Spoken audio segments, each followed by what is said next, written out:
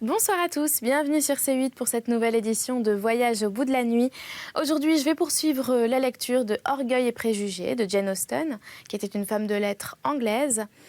Ce roman est considéré comme l'une de ses œuvres les plus significatives et c'est aussi la plus connue du public. Ce roman est paru en 1813 et son succès en librairie a été immédiat. Mais alors, bien que la première édition en soit rapidement épuisée, Jane Austen n'en a tiré aucune notoriété. Car en fait, le roman a été publié sans mention de son nom. Il était juste indiqué par l'auteur de Sense and Sensibility, car sa condition en fait de femme de la bonne société lui interdisait de revendiquer le statut d'écrivain à part entière. Alors c'est un roman drôle et romanesque. Ce sont les aventures sentimentales des 5 filles Bennet. Et Jane Austen dépeint les rigidités de la société anglaise au tournant du XVIIIe et XIXe siècle.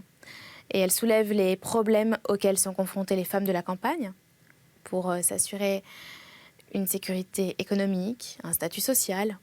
Et à cette époque, la solution passe évidemment par le mariage. Et donc cela explique les thèmes majeurs de ce livre, Orgueil et préjugés, soit l'argent et le mariage.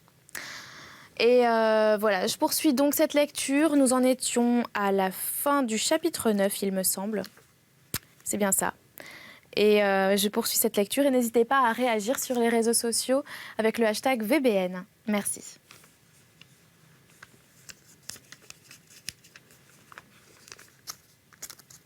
Elle tint son rôle à la vérité sans beaucoup de bonne grâce. Mais Madame Bennet en fut satisfaite et peu après fit demander sa voiture. À ce signal, la plus jeune de ses filles s'avança. Catherine et Lydia n'avaient cessé de se murmurer à l'oreille pendant toute la durée de la visite.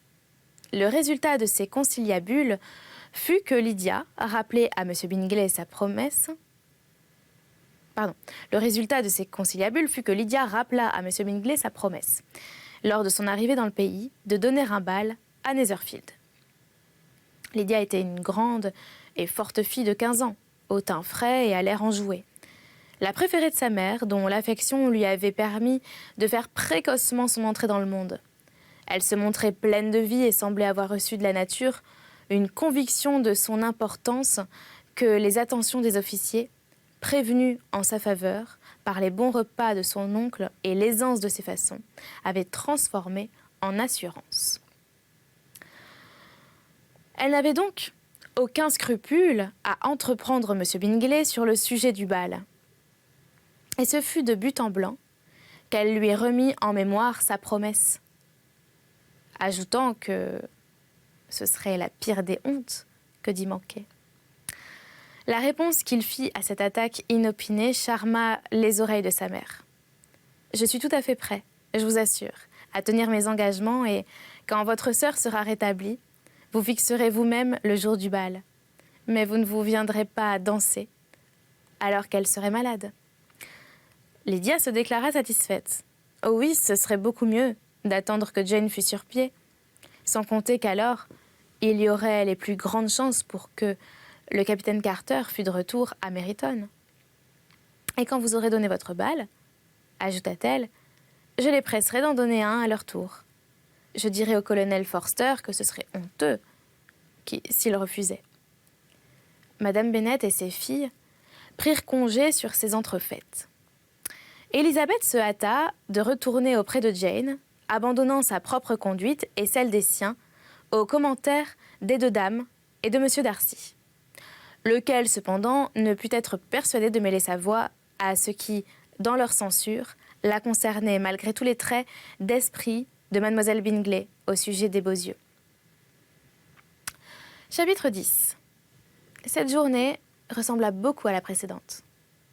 Madame Hurst et Mademoiselle Bingley vinrent passer quelques heures le matin au chevet de la malade dont l'état, bien que lentement, continuait de s'améliorer.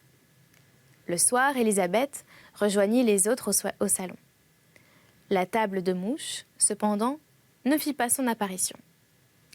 Monsieur Darcy écrivait à Mademoiselle Bingley, assise à ses côtés, observait les progrès de sa lettre, tout en réclamant son attention à maintes reprises par des messages qu'elle destinait à sa sœur, Monsieur Hurst et Monsieur Bingley jouaient au piquet sous le regard intéressé de Madame Hurst. Élisabeth sortit son ouvrage et trouva suffisamment d'amusement dans ce qui se passait entre Darcy et sa compagne. Les compliments sans cesse adressés par la demoiselle sur l'écriture, la régularité des lignes, la longueur de la lettre rencontraient de l'autre côté une parfaite indifférence aux éloges, ce qui donnait un curieux dialogue corroborant en tout point l'opinion qu'elle s'était formée de chacun des deux. Comme mademoiselle Darcy sera charmée de voir une telle lettre. Pas de réponse. Vous écrivez remarquablement vite. Vous vous trompez. J'écris assez lentement. Que de fois vous devez avoir l'occasion de prendre la plume au cours d'une année, sans parler des lettres d'affaires, j'aurais horreur d'avoir à les écrire. Il est heureux dans ce cas qu'elle m'échoue plutôt qu'à vous. S'il vous plaît, dites à votre sœur que je languis de la voir. Je l'ai déjà fait, comme vous m'en avez prié. Je crains que votre plume ne vous convienne pas. Permettez-moi de la tailler pour vous. C'est un travail où j'excelle. Merci, mais je ne laisse ce soin à personne d'autre. Comment vous arrangez-vous pour avoir une écriture aussi régulière ? Il ne répondit rien. Dites à votre sœur que je suis charmée d'entendre parler de ses progrès à la harpe, et je vous en prie, faites-lui savoir que je suis absolument en extase devant la belle petite esquisse qu'elle a peinte pour un dessus de table, et que je la trouve infiniment supérieure au dessin de mademoiselle Grantley. Me permettez-vous de remettre vos transports à un prochain courrier ? À présent, je manquerai de place pour lui rendre justice. C'est sans importance. Je la verrai en janvier. Mais lui écrivez-vous toujours de longues lettres aussi charmantes que celle-ci, monsieur Darcy ? Elles sont généralement longues. Quant à savoir si elles sont toujours charmantes, ce n'est pas à moi d'en décider.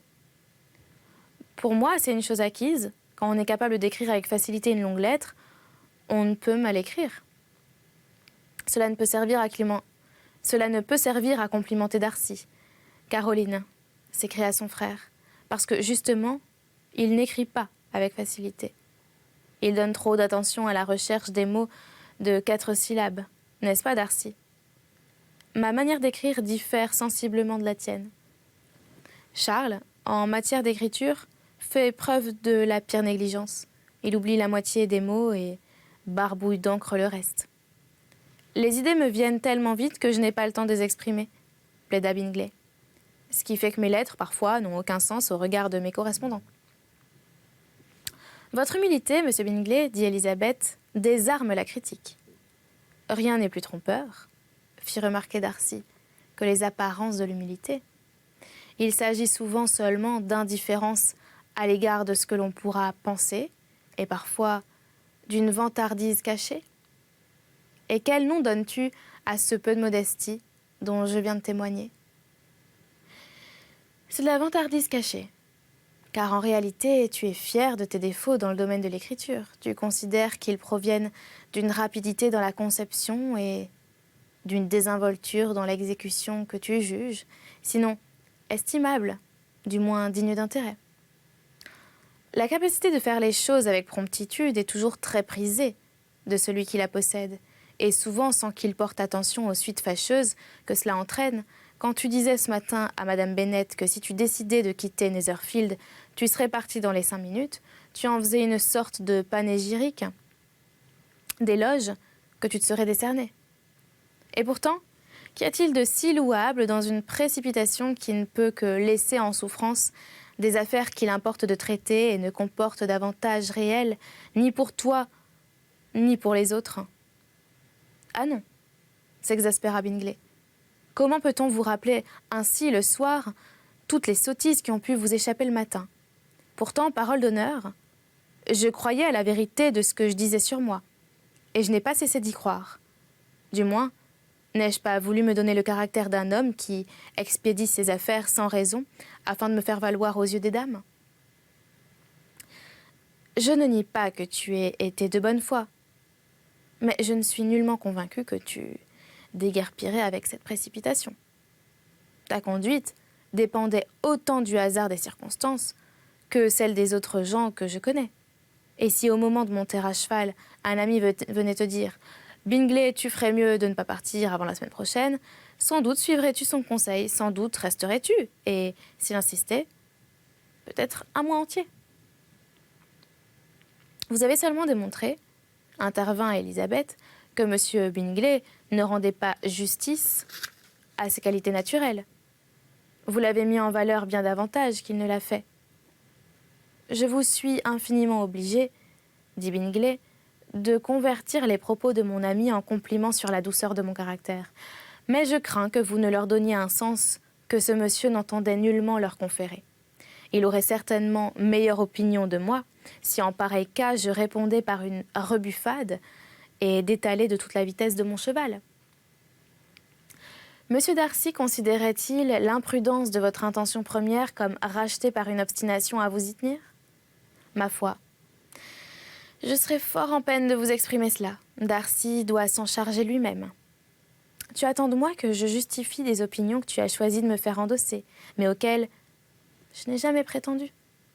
Cependant, à supposer que la situation soit telle que tu la représentes, il faut vous souvenir, mademoiselle Bennet, que l'ami qui est supposé désirer son retour chez lui et l'ajournement de son projet ne fait que désirer. Il demande sans avancer une raison valable en faveur du bien fondé de sa sollicitation. Céder volontiers facilement à la persuasion d'un ami ne comporte donc pour vous aucun mérite. Céder à un ami sans être pour autant convaincu qu'il a raison ne fait honneur à l'intelligence, ni de l'un ni de l'autre.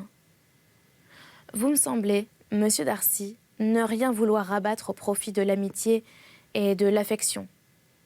Quand on aime celui qui vous demande quelque chose, on fait souvent droit de bonne grâce à une requête sans attendre les arguments capables de vous décider.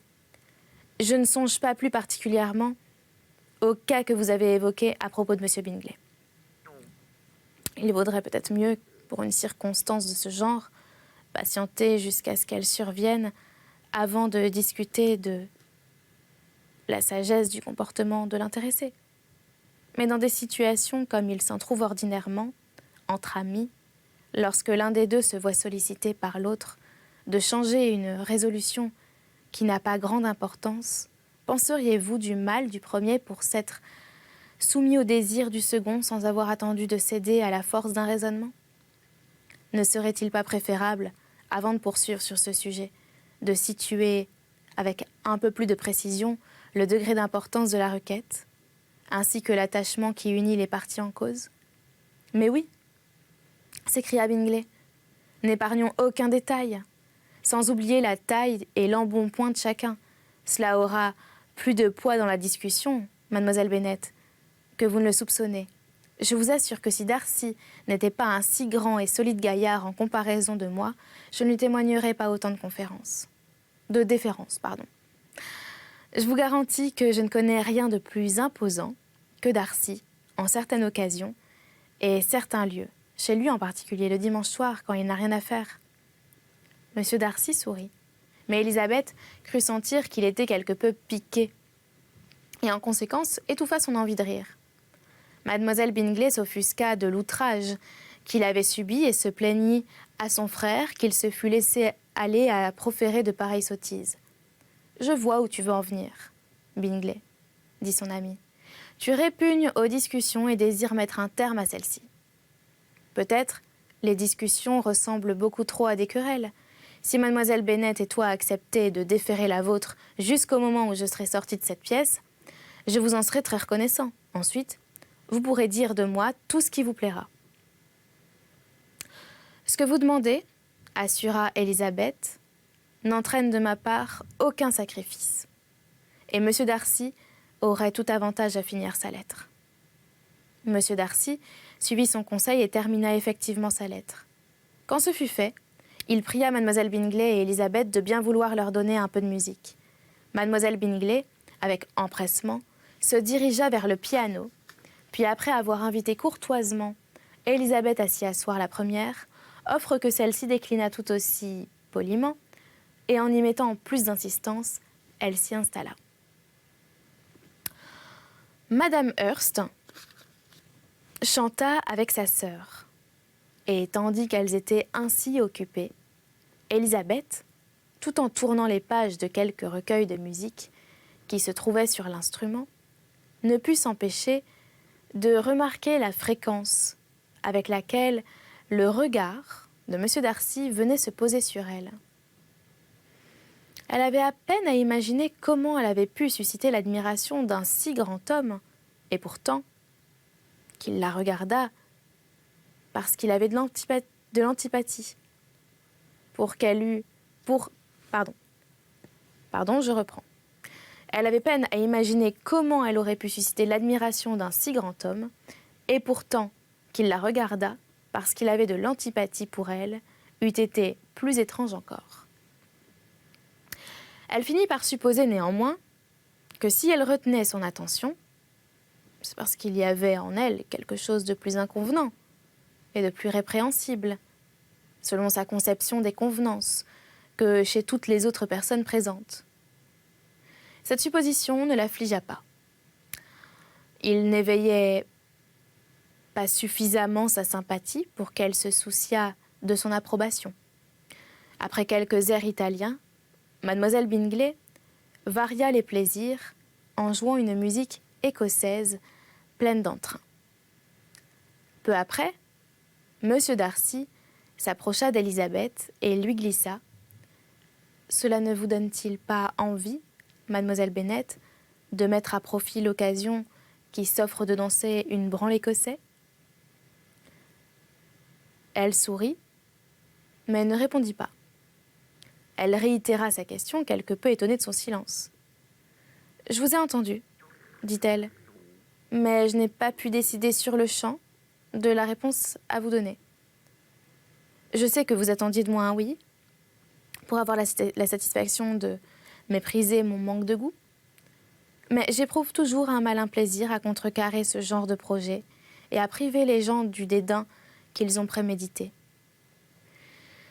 J'ai donc abouti à une solution qui consiste à vous répondre que je n'ai nullement envie de danser le branle. Et maintenant, méprisez-moi si vous l'osez. Je n'oserais certes pas. Élisabeth, qui s'était plutôt attendue à ce qu'il reçût sa réponse comme un affront, fut stupéfaite de sa galanterie. Mais il y avait dans ses réparties un mélange de douceur et d'espièglerie qui faisait qu'il lui était difficile d'offenser qui que ce fût.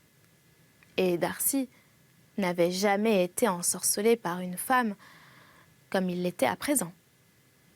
Il pensa vraiment que, sans l'obscurité de sa parenté, il aurait couru un danger. Mademoiselle Bingley en vit et en soupçonna suffisamment pour être jalouse. Et son grand souhait de voir rétablie sa chère amie Jane reçut du secours de son désir de se débarrasser d'Élisabeth. Elle essaya souvent de provoquer Darcy pour l'amener à concevoir du dégoût pour son invité en parlant de leur possible mariage et en imaginant le bonheur qui découlerait d'une telle alliance. « J'espère, dit-elle, alors qu'ils se promenaient ensemble le lendemain dans la plantation d'arbustes, que vous saurez, par de discrètes allusions, quand l'événement désirable aura eu lieu, faire comprendre à votre belle-mère l'avantage qu'il y aura à tenir sa langue. Et puis, si la tâche n'est pas trop rude, obtenez des benjamines, qu'elle cesse de courir à la poursuite des officiers. Enfin, si je puis me permettre d'aborder un sujet aussi délicat, tentez aussi de brider ce je ne sais quoi qu'on découvre chez votre future épouse et qui frise la vanité et l'impertinence. Avez-vous autre chose à proposer pour mon bonheur domestique ? Mais oui. Faites placer les portraits de votre oncle et de votre tante Phillips dans la galerie de tableaux de Pemberley. Mettez-les à côté de votre grand-oncle, le juge. Ils appartiennent à la même profession, vous savez. seules les branches sont différentes. Quant au portrait de votre chère Élisabeth, il ne faut pas essayer de le faire exécuter. Car quel peintre pourrait rendre justice à de si beaux yeux? Il ne serait pas facile, en effet, de saisir leur expression. Mais la couleur et la forme, de même que les cils, qui sont si remarquables, pourraient être reproduits. À cet instant, ils furent rejoints, venant d'une autre allée, par Madame Hurst et Élisabeth elle-même. « J'ignorais que vous aviez l'intention de vous promener, » dit Mademoiselle Bingley, quelque peu confuse, car elle craignait qu'ils n'eussent été entendus. « C'était bien mal vous conduire envers nous, » répliqua Madame Hurst, « que de vous enfuir comme vous l'avez fait sans prévenir que vous sortiez. » Elle prit le bras, encore libre de M. Darcy, et laissa Élisabeth continuer seule. La largeur du sentier ne permettait qu'à 3 personnes de marcher de front. M. Darcy fut sensible à leur grossièreté et dit aussitôt « Ce sentier n'est pas assez large pour nous tous. Mieux vaudrait prendre l'avenue. » Élisabeth, toutefois, qui n'avait pas la moindre envie de demeurer en leur compagnie, répondit en riant « Non, non, restez comme vous êtes. Vous formez un groupe très charmant, qui vous fait paraître tout à votre avantage. Le pittoresque serait gâché par l'addition d'un 4e. Au revoir. » Elle s'enfuit, en courant gaiement, se réjouissant dans ses vagabondages à la pensée de pouvoir, dans quelques jours, rentrer à la maison. Jane était déjà suffisamment rétablie pour songer à quitter sa chambre 1 heure ou 2 ce soir-là. Et c'est la fin de ce 10e chapitre.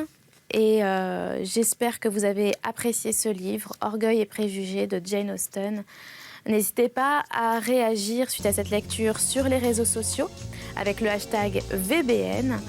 Et voilà, je vous souhaite une très bonne nuit ou une très bonne journée et à très bientôt.